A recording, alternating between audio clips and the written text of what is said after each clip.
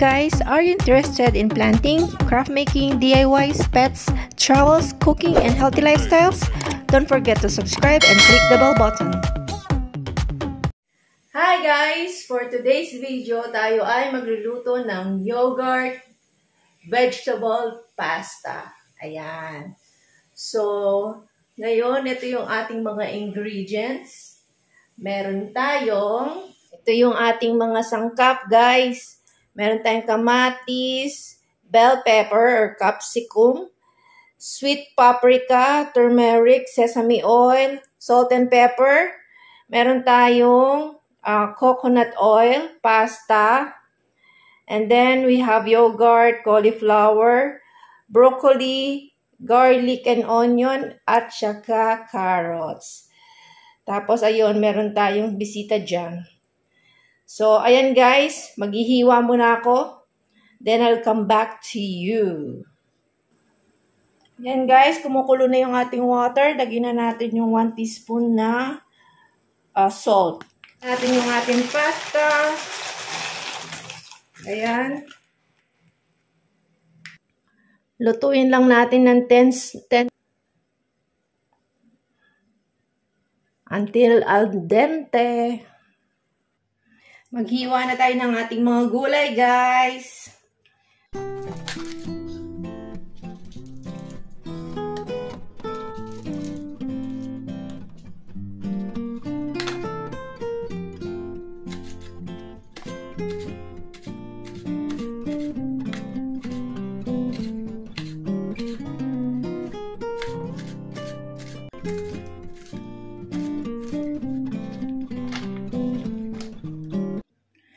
Drain na natin yung ating pasta. Dahan-dahan, mainit.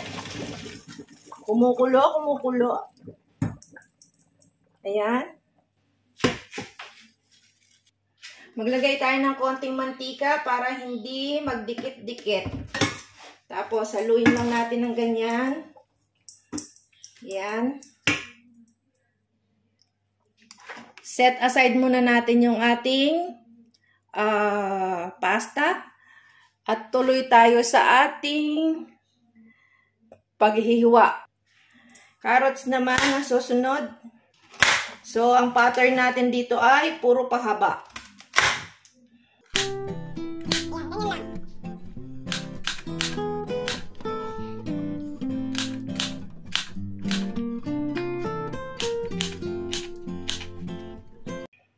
Tapos na yung ating carrots. Sunod naman yung ating cauliflower. Ayan na yung ating cauliflower, guys. Pag minsan tinatanggal ko lang yung mga dumi-dumi. Kaya yung may mga konting sira. Ayan. Tapos, hihiwain na natin siya. Ayan, yung mga konting dumi dyan.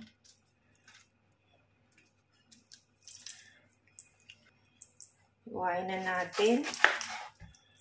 Yan.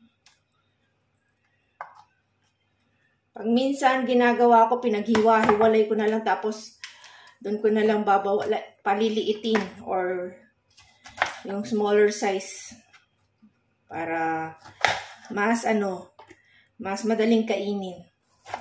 Ayan, ganyan lang. Tapos na yung ating what do you call this? Cauliflower. Sunod naman yung ating broccoli.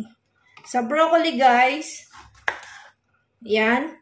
Ito, ginagamit ko pa rin yan. Hinihiwa ko pa rin, sinasama ko sa aking pagluluto. Yan, hiwain ko lang siya ng ganyan kasi medyo malambot pa naman yan. Kasama yan sa binayad natin. So, slice ko lang siya ng ganyan. Yan, pwede na yan.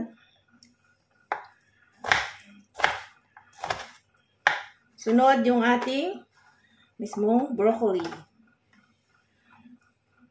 Cut lang natin siya into bite size. Ayan.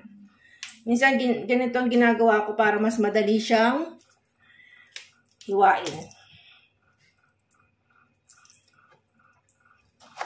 Ganyan. Kung malaki siya, gawin ko siyang 4. Pag medyo maliit, kahit kalahati lang. Ayan.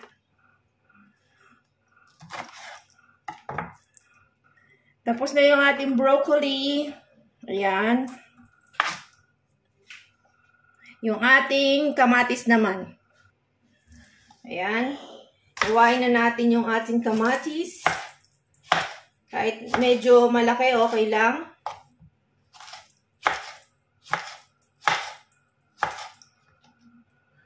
Ayan yung ating kamatis, guys.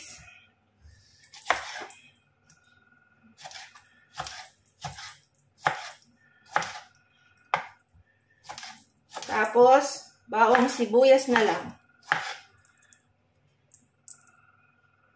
Tapos na tayo sa ating kamatis. Bawang naman. Ayan, gusto ko, pinipit-pit ko yung aking mga bawang bago ko hiwain para lumabas ang juice. Ayan. Yung katas ng ating bawang. Tapos, hiwain na natin yan. At susunod ang ating kalaban sa paghihiwa, ang ating sibuyas. Yan, hiwain lang natin yung ating garlic.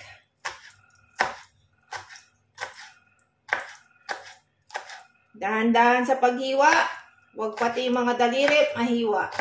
Okay? Ayan. Tapos na, lagay natin sa ating lalagyanan. Sunod ang ating pinakamamahal na sibuyas. Mahal pa bang sibuyas dyan sa inyo, guys? Ay sa atin sa Pilipinas? Sa inyo talaga. Ayan. Bilisan lang natin ang paghiwa ng ating sibuyas para hindi tayo masyadong paiyakin ng bonggang-bongga. Ayan. Padaliin natin to. Pero ingat pa rin, guys. Ayan. Dahil yung ating kawali, pinainit ko na rin. Ready na siya for the show. Tapos na tayo sa sibuyas. Ayan. And all, we're set. Ready na tayo. We're all set. Magigisa na tayo. Lagay na natin ang ating coconut oil. Ayan. So, kahit medyo marami ng konti, healthy naman yan. Ready na tayo for ating maggisa. Ayan. Unahin na natin ang ating sibuyas.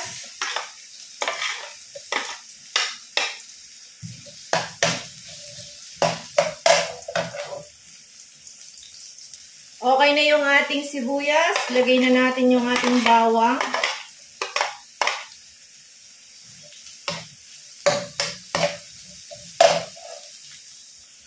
Sunod ang ating kamatis.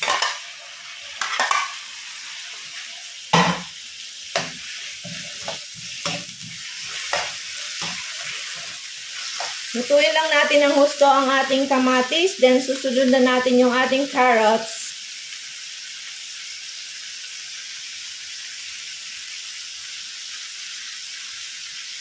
Sabay na natin yung ating carrots.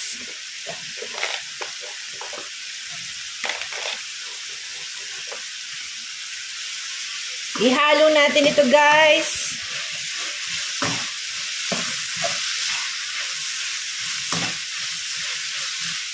Hayaan natin hanggang mga 2 to 3 minutes na ating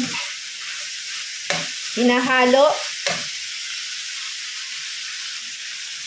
Maglagay tayo ng salt and pepper. Salt muna.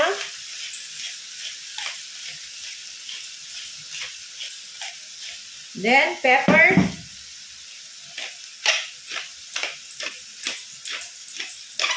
More pepper, more better. Ayan. Ilagay na natin yung ating broccoli. At ihalo natin mga ilang ikot. And then, sunod na natin yung ating, yung cauliflower pala. Then natin yung broccoli. Maglagay tayo ng konting tubig. Lagay na natin yung ating broccoli. Ihalo.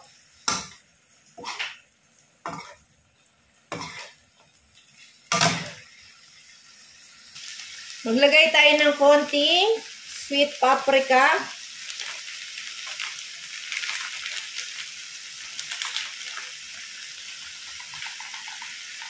Ayan. Lagyan na rin natin ng konting turmeric powder. Ayan. Then, haluin.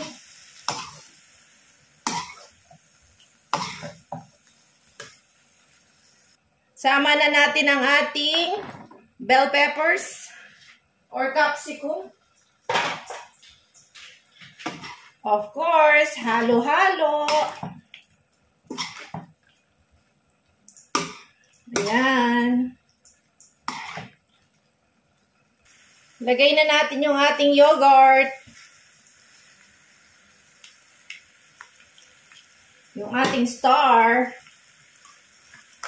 Ayan. Halo-halo. Ang ganda na ng itsura ng ating food. Lagyan natin ng konting seasoning. Ayan. Then, hayaan lang natin konting kumulo, mga 2 minutes. Then, ilalagay na natin yung ating pasta at yung ating sesame oil. Lagay na natin yung ating pasta. At syempre, haluin. Ayan. Halo-halo. Last but not the least, yung ating sesame oil. Para medyo mabango ang ating yogurt vegetable pasta. Our pasta is ready. Come and get it. Thank you for watching. God bless everyone.